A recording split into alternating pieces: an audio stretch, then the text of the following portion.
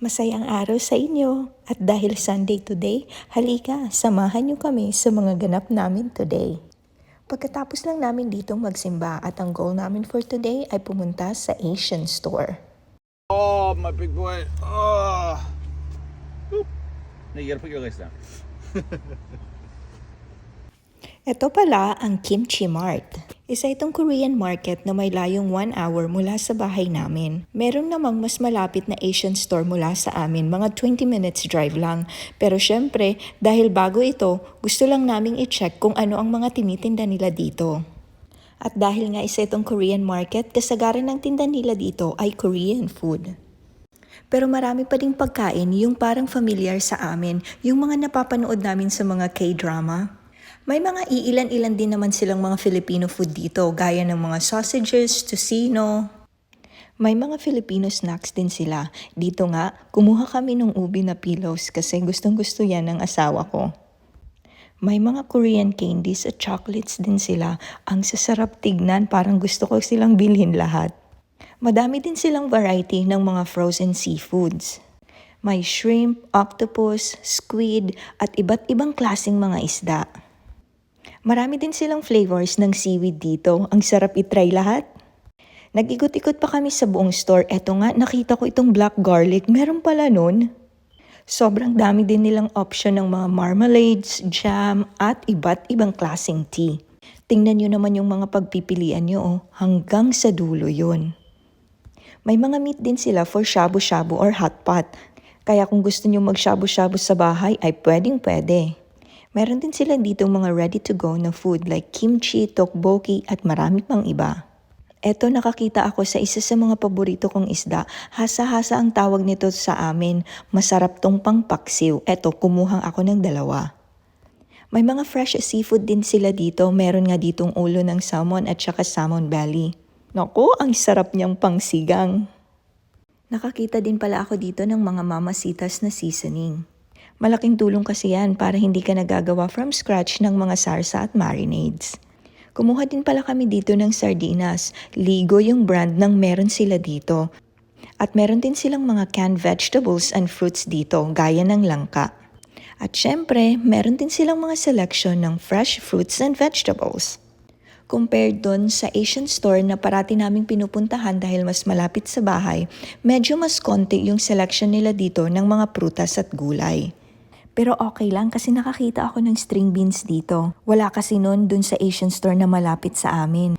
Gustong-gusto ko kasi or isa sa mga paborito ko ang adobong sitaw. Kayo ba?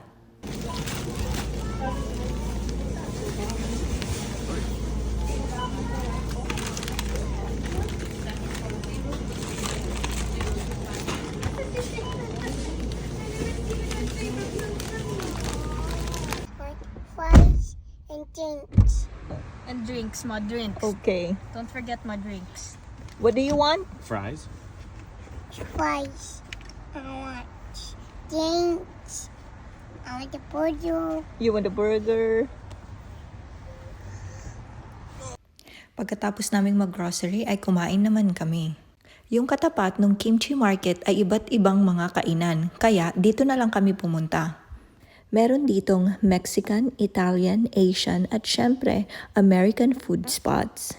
Nakakatuwa itong bulilit ko. Gusto pang mag-swimming, oh. Sige anak, dive ka muna dyan. Balikan ka namin after 5 years. Sa dinami-dami ng options, walang masyadong nagustuhan kaya ang ending dito na lang kami sa fast food sa Five Guys. Tingnan nyo, may palibreng mani pa sila. That's yummy, Daddy. You're very smart. Said it's yummy. So So good.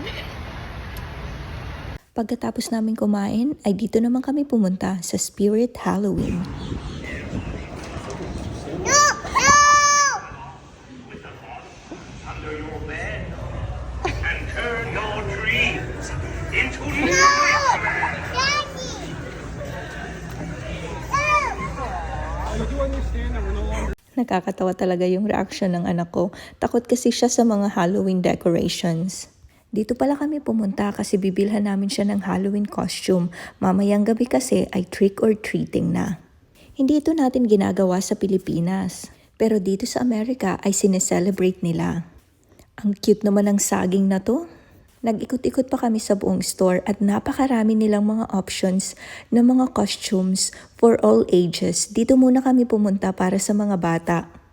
Eto nga ang ate at hinahanapan na ng costume si Gavri.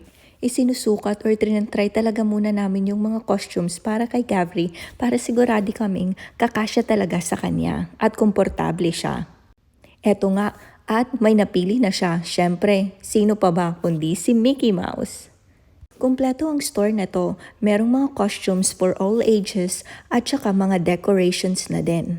Eto nga at naghahanap yung dalaga ko nung pangkulay sa buhok niya para makumpleto niya na ang Halloween costume niya. Kasi kahit dalaga na yan, hay nako, isip bata pa din yan. Gusto pa din mag-trick or treat. Ang store na ito ay hindi pala open all year round. Isa itong seasonal pop-up shop, kung saan nag-o-open lang ito few months before Halloween at naglo-close sila ng early November. Never escape my evil eye. It's too late to run. It's too late to hide. You don't even have time to scream.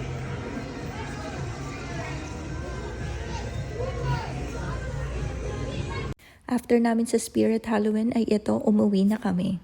Kailangan pa kasing mag-nap muna ni Gavri bago ang trick or treating mamayang gabi.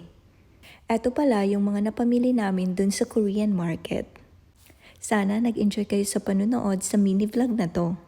Abangan niyo ulit yung mga susunod na uploads namin. Hanggang sa muli, paalam!